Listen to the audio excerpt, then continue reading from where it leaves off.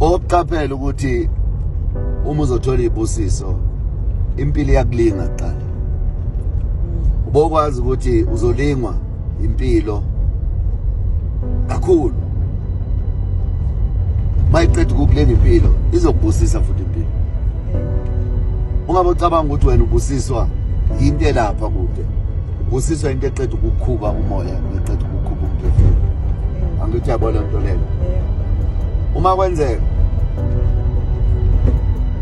uphazamiseka la, uphazamiseka emoyeni, uphazanyiswa ilento ephambi kwakho, wokwazi ukuthi yona lento eqeda ukukuphazamisa yona izokubusisa futhi.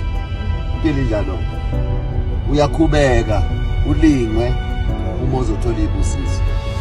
Makungenzeka uphatheke kabi, wothi mawuqeda ukuphatheka kabi bese uyaguqa uyathandaza uthi ngicela ukwamukela lokhu engilethelwa kona ngokuphatheka kwami.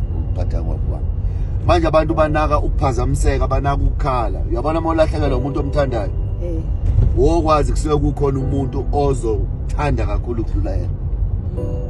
Wokwazi mawulahlekelwa imali usuke uzothola imali edlula leyo. Kuningi ngingakubalela angazi ngikhethe kangakanani, kodwa igama lami lithini-ke kuwe? Lithi umhlaba okanye impilo iyakulinga before or iyakulinga phambi kokuthi kubusise. Yini-ke inhlanhla msana nebhanga? Inhlanhla msana ubothi mawulingeka ukhubeka uthandaze kakhulu ngoba usuke usuhlangabeza ini kusuke sikhona inhlanhla ezayo ngoba inhliziyo ayitsheli ngokuzayo. Manje yonke into kemayiqala iphambana uzubuhlungu ukhala kakhulu uyivalele bese uphuma uhleka uthi Nkosi ngiyabonga ngalokho uzongamukela isabona sezidlulile inyembezi ebengilingwa ngazo yini impilo.